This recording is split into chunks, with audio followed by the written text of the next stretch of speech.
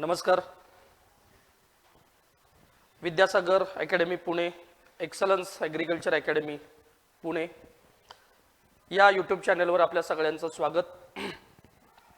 येणारी पूर्वपरीक्षा डोळ्यासमोर ठेवून आपण पूर्वपरीक्षेला असणारे जे विषय आहेत त्या विषयांची रिव्हिजन व्हावी या हेतूनं कमीत कमी कालखंडामध्ये या विषयातले जे काही प्रकरण आहेत, या प्रकरणामधले जे काही महत्त्वाचे मुद्दे आहेत त्याबद्दल चर्चा करत आहोत. आणि आज आपण चर्चा करणार आहोत मराठी व्याकरण या एका महत्त्वाच्या विषयासंदर्भात.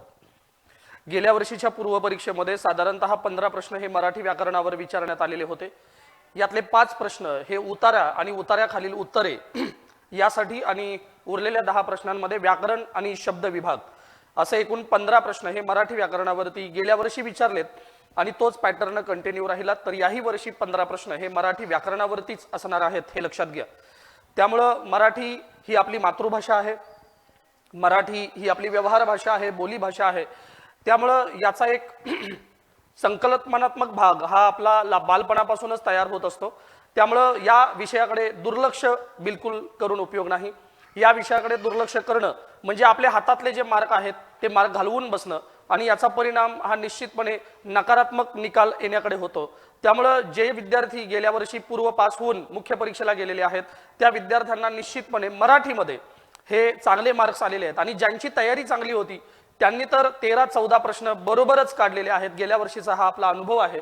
त्यामुळं कमीत कमी वेळेमध्ये एक चांगली रिव्हिजन व्हावी आणि पुन्हा आपल्या नजरेसमोरून मराठी व्याकरणातली काही प्रकरणं आणि त्या प्रकरणात आपण चर्चा करणारे मुद्दे आपल्या समोरून जावेत या हेतूनं आपण हे लेक्चर घेत आहोत. तर साधारणतः आपल्या समोर आहे की मराठी व्याकरणामध्ये जे प्रकरण आहेत त्या प्रकरणाला MPSC आपल्या परीक्षांमध्ये कशा पद्धतीनं न्याय देतं, कोणतं प्रकरण हे MPSC साठी महत्त्वाचं आहे, परीक्षाभिमुख आहे, हे या चार्टवरून आपल्याला निश्चितपणे कळेल. पहिला वर्णविचार, त्यानंतर पायाभूत मराठी व्याकरण, जोडाक्षर, शुद्ध लेखन, संधी, समास, प्रयोग, अलंकार, वृत्त, विरामचिन्ह, भाषालिपी व्याकरण, वाक्य प्रकार, वाक्य रूपांतर, वाक्य पृथक्करण, नाम सर्वनाम विशेषण क्रियापद या शब्दांच्या जाती, शब्दयोगी अव्यय, केवल प्रयोगी अव्यय, उभयान्वयी अव्यय, क्रिया विशेषण अव्यय हे अविकारी शब्द शब्दांच्या जाती, शब्द सिद्धी, शब्द शक्ती, धातू आणि धातू साधित, वाक्प्रचार, म्हणी, समानार्थी शब्द, विरुद्धार्थी शब्द, शब्द समूहाबद्दल एक शब्द, एकाच अर्थाचे अनेक शब्द, शुद्ध लेखन आणि अलंकारिक शब्द असे आतापर्यंत या सर्व प्रकरणांवर MPSCने राज्यसेवा, कंबाईन, गट क यांच्या मुख्य परीक्षांना प्रश्न विचारलेले आहेत. पुढे प्रश्न संख्या सुद्धा मी जाणीवपूर्वक दिलेली आहे.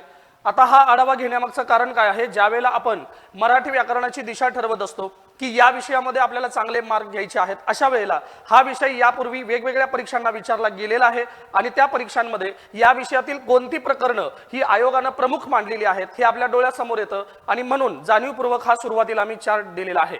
आता गेल्या वर्षीची प्रश्नपत्रिका आपल्या नजरेसमोर असल्यामुळे आपल्याला पूर्व परीक्षेला मराठी विचारलं जाणार आहे. त्यामुळे त्याचा दर्जा हा निश्चितपणे मुख्य परीक्षेपेक्षा सोपा असणार आहे.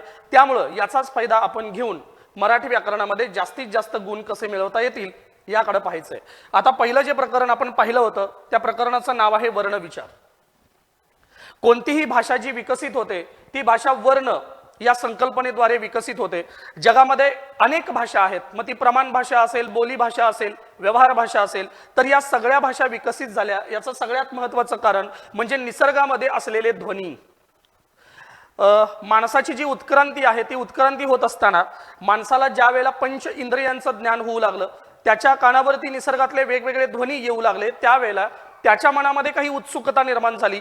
या उत्सुकतेपोटी त्यानं प्रत्येक ध्वनीला वेगवेगळे चिन्ह संकेत देण्याचा प्रयत्न चालू केला आणि त्यातून जगभरामध्ये या ध्वनींना वेगवेगळी चिन्ह संकेत देण्याची पद्धत चालू झाली आणि मग भाषा विकासाला प्रारंभ झाला.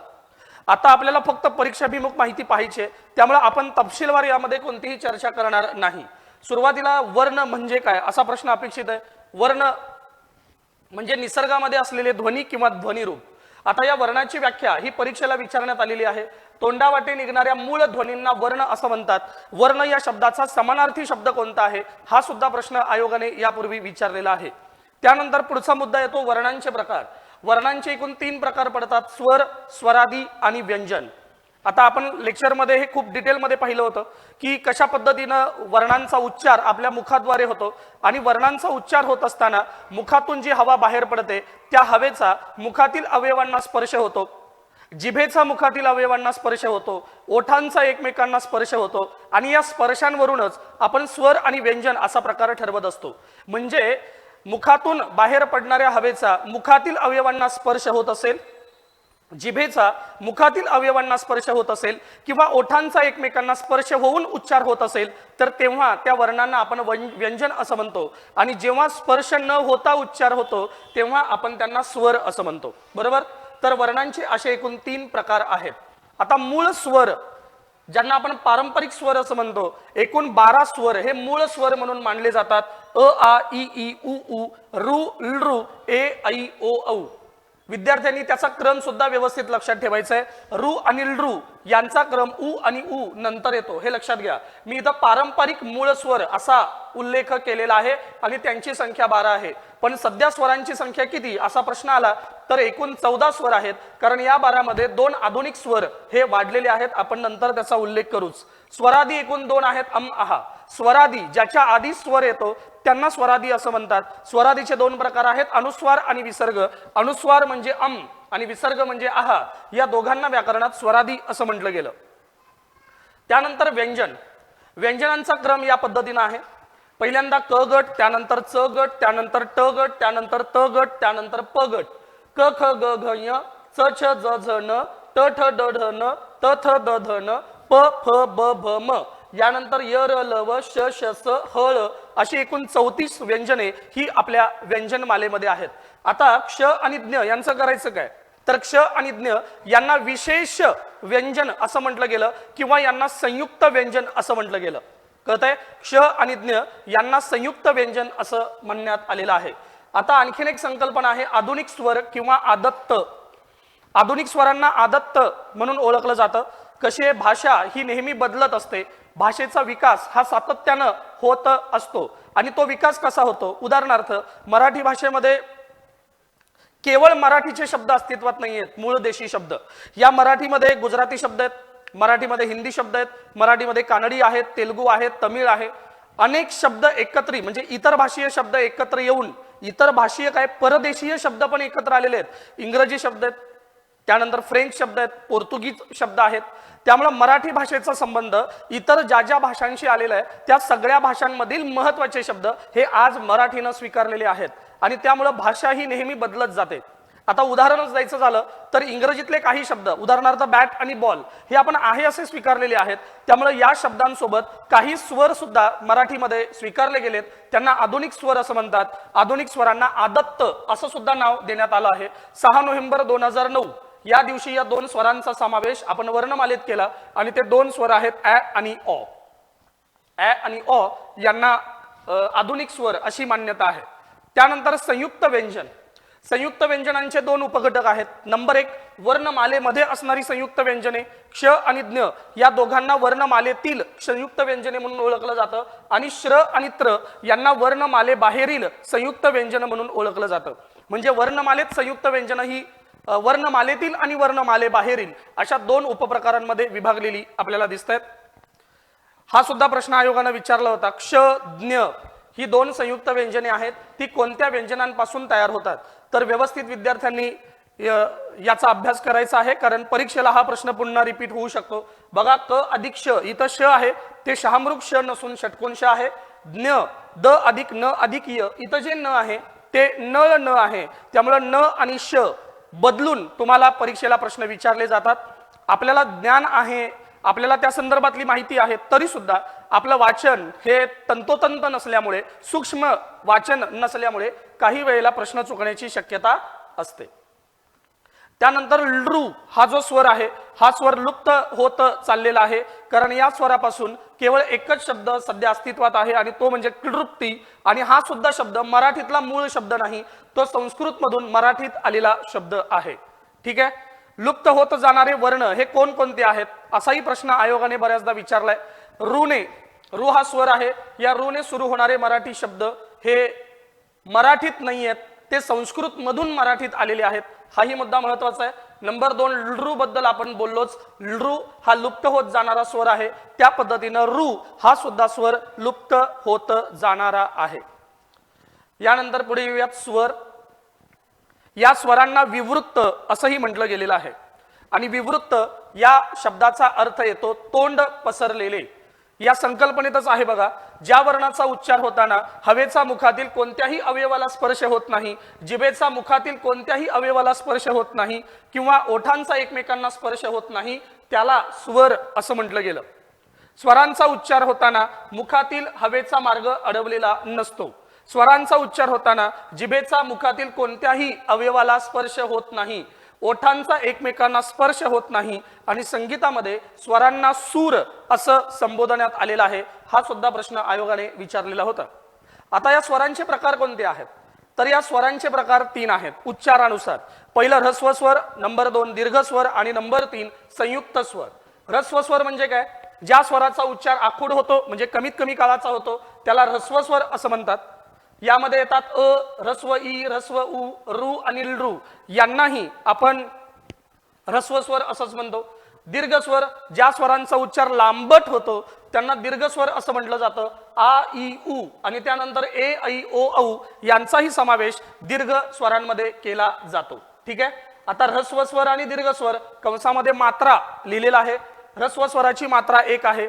मात्रा म्हणजे उच्चार करण्यासाठी लागणारा कालावधी, तर इतर ह्रस्व स्वरांची मात्रा 1 मांडली गेली आहे, म्हणजे कालावधी 1 मांडला गेला, 1 मात्रा, आणि दीर्घ स्वरांच्या उच्चाराचा कालावधी 2 मात्रा असं मांडलं गेलेलं आहे.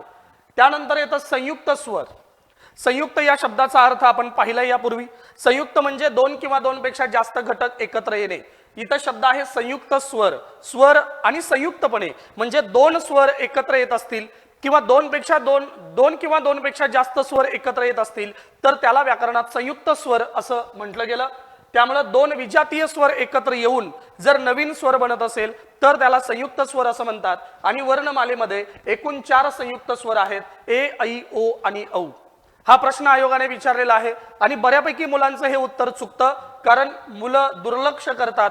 एखादा मुद्दा सोपा असेल तर जाणीवपूर्वक आपल्याला असं वाटतं की अरे हे तर आपल्याला येऊन जाईल, पण परीक्षेमध्ये पर्याय थोडा वेगळा विचारला की मग आपला गोंधळ होतो आणि मग अगदी हातातला प्रश्न आपण घालवून बसतो. आता इथं लक्ष द्या, ए ऐ ओ औ हे जे 4 संयुक्त स्वर आहेत, ए अ ऐ आ ओ अ आणि औ आ. पहिल्यांदा ए ऐ ओ औ याची मांडणी करून घ्यायची, बरोबर चिन्ह लिहायचं आणि त्यानंतर अनुक्रमे अ आ अशी मांडणी करायची. ए तयार होताना अ मध्ये ई किंवा ई मिसळला जातो, ऐ तयार होताना आ मध्ये ई किंवा ई मिसळला जातो, ओ तयार होताना अ मध्ये उ किंवा उ मिसळलं जातं आणि औ तयार होताना आ मध्ये उ किंवा उ मिसळलं जातं. ठीक आहे. आता आयोग कसा विचारतो प्रश्न, ए हा संयुक्त स्वर तयार होताना अ किंवा आ याच्यामध्ये ई किंवा ई हा स्वर मिसळला जातो. आपल्याला असं वाटतं अरे बरोबर आहे, ए तयार होताना अ आणि ई असे एकत्र येतात, पण व्याकरणकारांच्या दृष्टीने मात्र आपण चुकतो. आयोग तुमच्या मतावर चालत नाही, व्याकरणाच्या नियमानुसार चालतो. त्यामुळे ए हा स्वर तयार होण्याची रचना कशी आहे ती तुम्हाला व्यवस्थित अभ्यासावी लागणार आहे. कळतंय. आपण वर्णांचे प्रकार पाहत आहोत. पहिल्यांदा आपण स्वरांचे सुद्धा प्रकार पाहिले. आता ह्रस्व स्वर आणि दीर्घ स्वर यामध्ये काही बेसिक फरक आहे आणि त्या फरकानुसार अर्थ सुद्धा बदलत जातात. बघा, द ला पहिली वेलांटी दिन म्हणजे दिवस, द ला दुसरी वेलांटी दिन म्हणजे गरीब. म्हणजे जर ह्रस्व दीर्घ फरक झाला तर त्याचा अर्थ सुद्धा बदलतो. व्हिडिओ पॉज करायचा आहे आणि दिलेले ह्रस्व दीर्घ शब्द जे आहेत ते बघून घ्यायचे आहेत अर्थासहित.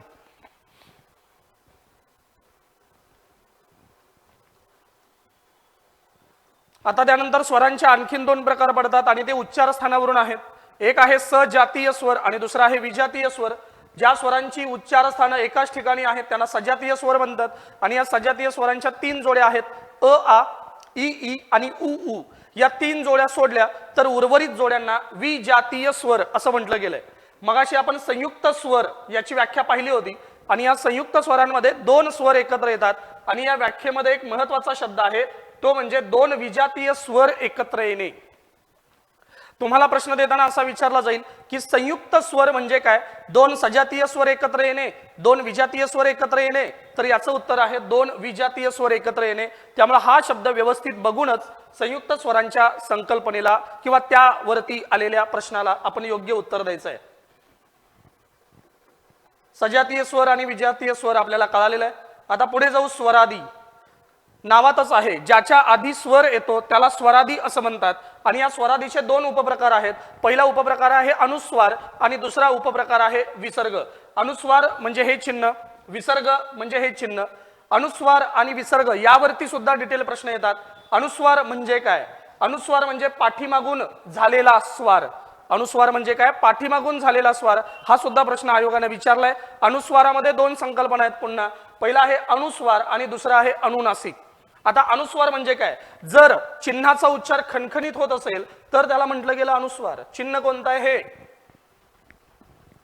या चिन्हाचा उच्चार जर खणखणीत होत असेल तर त्याला म्हणतात अनुस्वार. आणि जर चिन्हाचा उच्चार ओझरता होत असेल म्हणजे उच्चार न होण्यात जमा असेल तर त्याला अनुनासिक असं म्हटलं गेलं. इथं बघा उदाहरण आहे गंगा आणि इथं आहे तिरंगा. याचा उल्लेख आपण ग गा ती र गा असा नाही करत. आपण गगा किंवा तिरगा असा उल्लेख न करता गंगा किंवा तिरंगा असा उल्लेख करतो. म्हणजे अनुस्वाराचा इथं उच्चार आहे.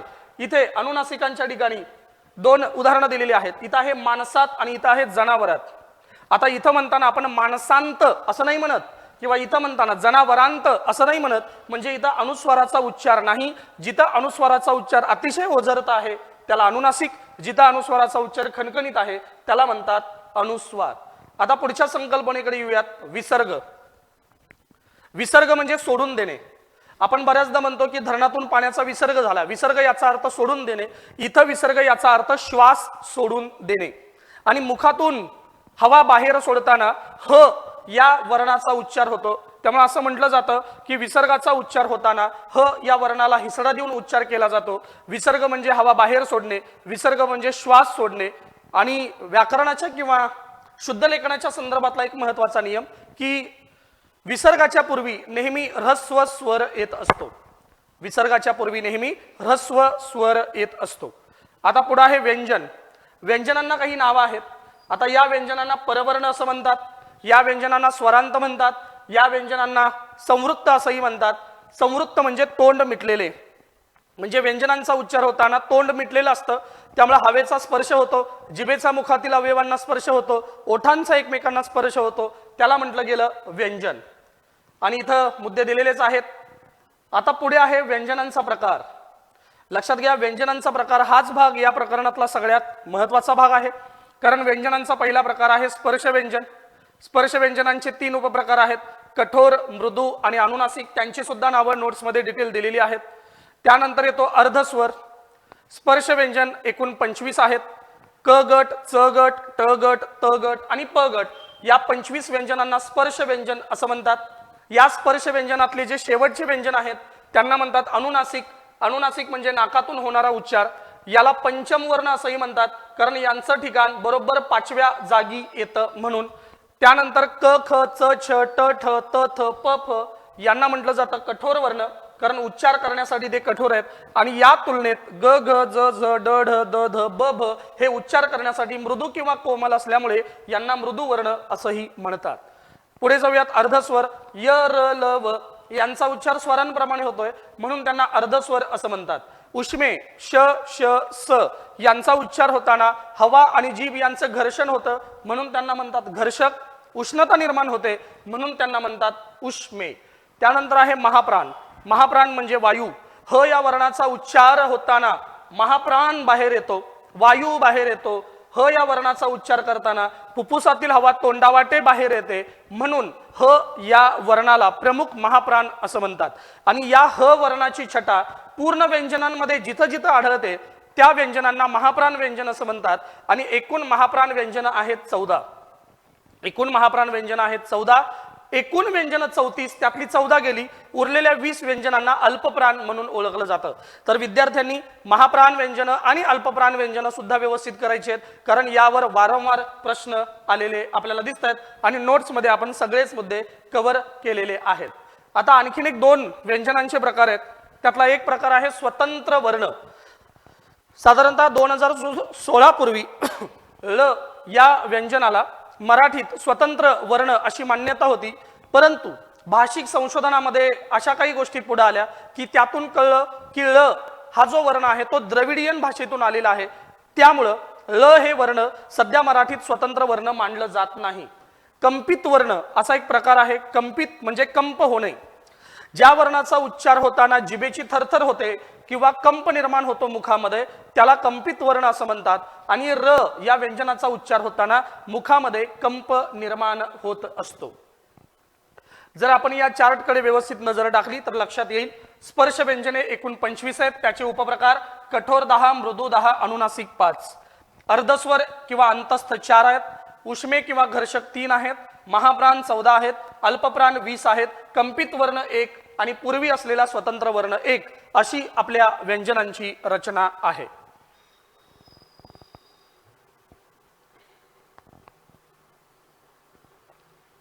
ठीक आहे, पुन्हा एकदा बघा, तुम्हाला प्रश्न विचारला जाईल वर्णमालेत एकूण वर्ण किती. काही पुस्तकामध्ये 50 दिले, काही पुस्तकामध्ये आणखीन काय काय दिलंय, पण इथं आपलं उत्तर असेल एकूण वर्ण किती, तर एकूण वर्णमालेत 52 वर्ण आहेत. या 52 वर्णामध्ये मूळ स्वर 12, आधुनिक स्वर 2. जर प्रश्न आला सध्या एकूण स्वर किती, तर आपलं उत्तर असेल 14, 12 अधिक 2. मी इथं फक्त जरा विश्लेषण करून दिलेलं आहे. स्वरादी अम आहा 2, व्यंजने आहेत एकूण 34 आणि त्यानंतर संयुक्त व्यंजने किंवा विशेष व्यंजने ती आहेत 2, क्ष आणि ज्ञ, असे एकूण 52 वर्ण हे आपल्या वर्णमालेमध्ये आहेत. कळतंय? बाकीच्या वर्णांना वर्णमाले बाहेरचे वर्ण म्हणून ओळखलं जातं, त्याबद्दल सुद्धा आपण बोललेलो आहोतच. आता या प्रकरणामध्ये आणखीन एक प्रश्न विचारला जातो, तो म्हणजे वर्णांचा उच्चार होताना मुखामधील ज्या अवयवांना स्पर्श होऊन वर्ण उच्चारले जातात त्या अवयवांवरून काही वर्ण नावं पडलेली आहेत, वर्णांचे प्रकार पडलेले आहेत. कंठवर्ण, तालव्य वर्ण, मूर्धन्य वर्ण, दंत्य वर्ण, ओष्ठ वर्ण, कंठ तालव्य वर्ण, कंठोष्ठ वर्ण, दंत तालव्य वर्ण आणि दंतोष्ठ वर्ण. आपण लेक्चरमध्ये थांबून हे पाठ करून घेतलेलं आहे. याचा शॉर्टकट सुद्धा आपण सांगितलेला आहे. इथं एवढ्या डिटेलमध्ये बोलता येणार नाही. फक्त विद्यार्थ्यांनी काय करायचं आहे, व्यवस्थित हा व्हिडिओ इथं पॉज करून याचा स्क्रीनशॉट घ्या किंवा व्यवस्थित एकदा वाचून घ्या. हा चार्ट अत्यंत महत्त्वाचा आहे परीक्षेसाठी, हे बिलकुल विसरून चालणार नाही. आता पुढचा मुद्दा आहे तालव्य आणि दंत तालव्य, यात नेमका काय फरक आहे. कारण या चार्ट मध्ये तुम्हाला दिसेल की तालव्य वर्णामध्ये च, छ, ज, झ या व्यंजनांचा समावेश होतो आणि दंत तालव्यामध्ये सुद्धा च, छ, ज, झ यांचा समावेश होतो. मग तालव्य आणि दंत तालव्यामध्ये फरक काय. च, छ, ज, झ यांचा उच्चार जर अ युक्त होत असेल तर त्याला दंत तालव्य असं म्हणतात आणि त्यांचा उच्चार य या वर्णयुक्त होत असेल तर त्यांना तालव्य असं म्हणतात. यासाठी ही उदाहरणं नोट्स मध्ये दिलेली आहेत. बघा, मी जिथं पेन ठेवलेला आहे त्याचा उच्चार आपण चरित्र असा नाही करत, आपण त्याचा उच्चार चरित्र असा करतो. म्हणजे इथं चरित्र अपेक्षित नाही, चरित्र अपेक्षित आहे. म्हणजे इथं च चा उच्चार य युक्त होतो म्हणून हा तालव्य आहे. आता इथे मी जिथं पेन ठेवलेला आहे तिथे आपण याचा उच्चार चारा असं नाही करत, आपण याचा उच्चार करतो चारा. म्हणजे इथं अयुक्त उच्चार होतो. जिथं अयुक्त उच्चार आहे त्याला म्हटलं गेलं दंत तालव्य आणि जिथं य युक्त उच्चार आहे त्याला म्हटलं गेलं तालव्य. दंत तालव्य वर्णांनाच वत्स ध्वनी असंही म्हणतात, त्यामुळे तोही मुद्दा परीक्षेला यापूर्वी विचारलेला आहे. तालव्य आणि दंत तालव्यामुळं बऱ्याचदा अर्थ बदलत असतात, तोही अर्थ व्यवस्थित बघा. जग, जप, चाप, जरा अयुक्त उच्चार केला तर त्याचे अर्थ वेगळे आहेत, य युक्त उच्चार केला तर त्याचाही अर्थ वेगळा आहे. ठीक आहे, स्क्रीनवरती आहे, व्यवस्थित वाचून घ्या.